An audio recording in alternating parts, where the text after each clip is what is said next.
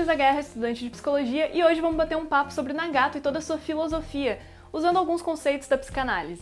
E se você gosta desse tipo de conteúdo, já se inscreve aqui no canal que toda semana a gente tem um personagem diferente sendo analisado e relacionado com algum conceito da psicologia, porque é cada vez mais importante a gente conversar sobre saúde mental.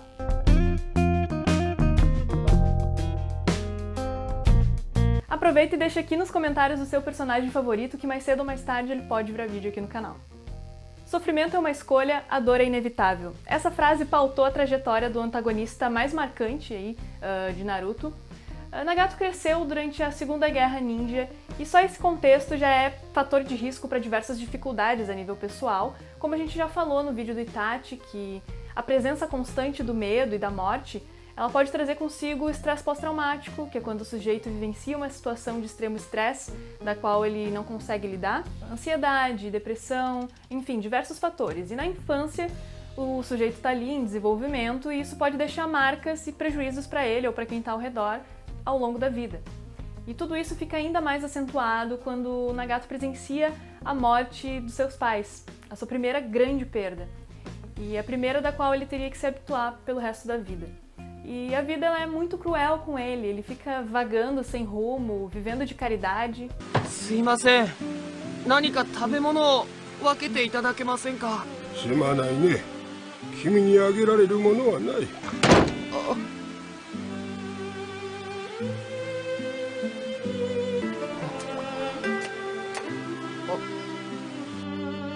Ele passou muita dor e complicações enquanto ele crescia, e até mesmo o seu doguinho não foi poupado, fazendo com que essa realidade cruel precisasse ser um pouco estancada na percepção do Nagato, de forma que ele e seus amigos idealizassem um mundo perfeito, do qual ele estava disposto a construir.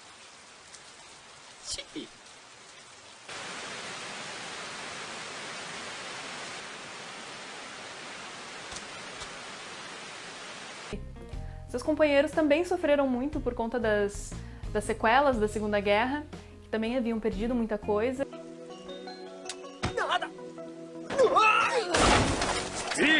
E além das dores e dificuldades, os três também compartilhavam os ideais e criaram a Akatsuki com o intuito de buscar a paz mundial por meio do sofrimento e a aceitação do ódio.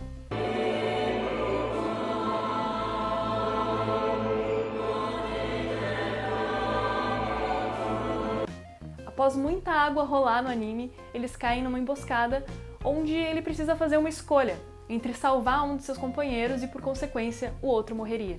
E isso me lembrou muito A Escolha de Sofia, que, para quem não sabe, é um grande clássico, tanto o livro quanto o filme são um clássico, que conta a história da Sofia. Ela é uma mãe de 2 filhos que foi levada junto a eles para um campo de concentração durante a Segunda Guerra Mundial. E logo um dos carrascos colocou a Sofia frente a uma escolha trágica. Um dos seus filhos seria levado à morte e o outro poupado. E deixaram a ela essa escolha de qual teria um destino cruel. A expressão escolha de Sofia se popularizou, inclusive nos tempos complicados que a gente está vivendo, que hoje os médicos são obrigados a fazer certas escolhas de Sofia entre os pacientes. Resumindo, quando a gente está frente a escolhas que são igualmente perturbadoras, a gente pode dizer que está em frente a uma escolha de Sofia.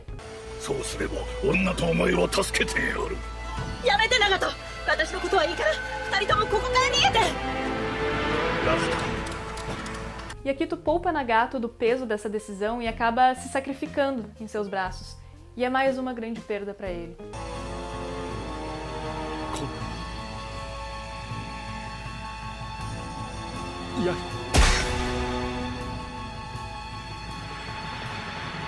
A partir daí, entra numa nova etapa, digamos assim.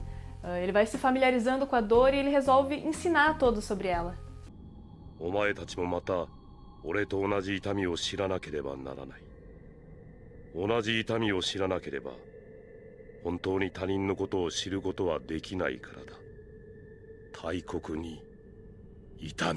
A sua filosofia agora é pautada por meio do sofrimento e aceitação do ódio. E ele acredita que aqueles que não conhecem a dor não conseguem conhecer a verdadeira paz. Então ele destrói a vila dos ninjas que mataram seus pais para que eles entendam a dor e, consequentemente, encontram a paz.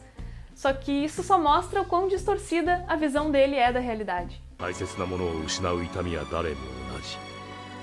お前も俺もその痛みを知る者同士だ。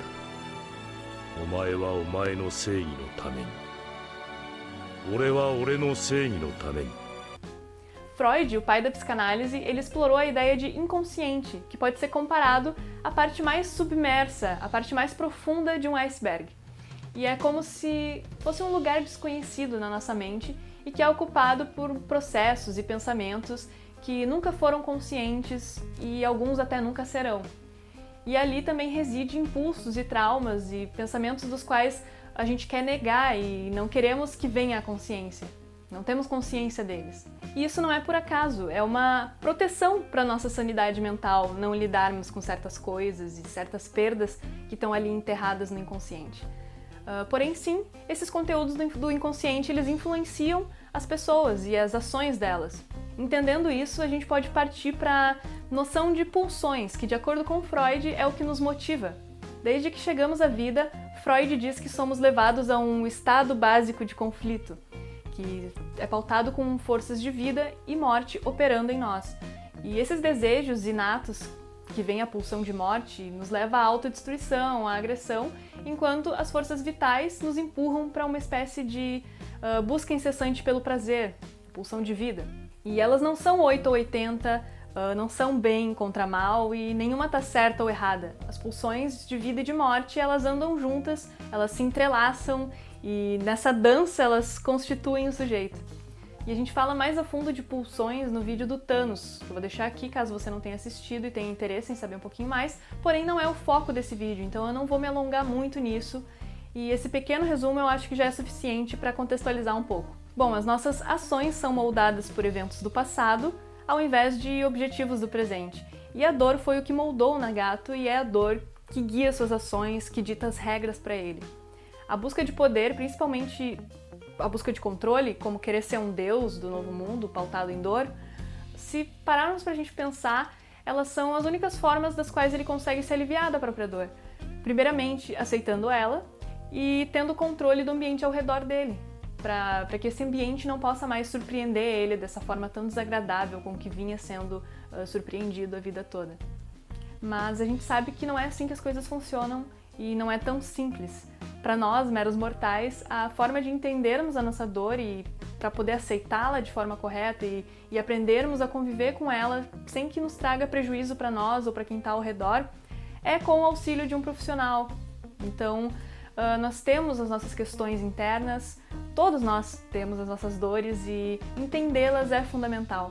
Por isso eu sempre digo que a psicoterapia é para todos nós. É uma ferramenta de autoconhecimento e autocuidado com nós mesmos.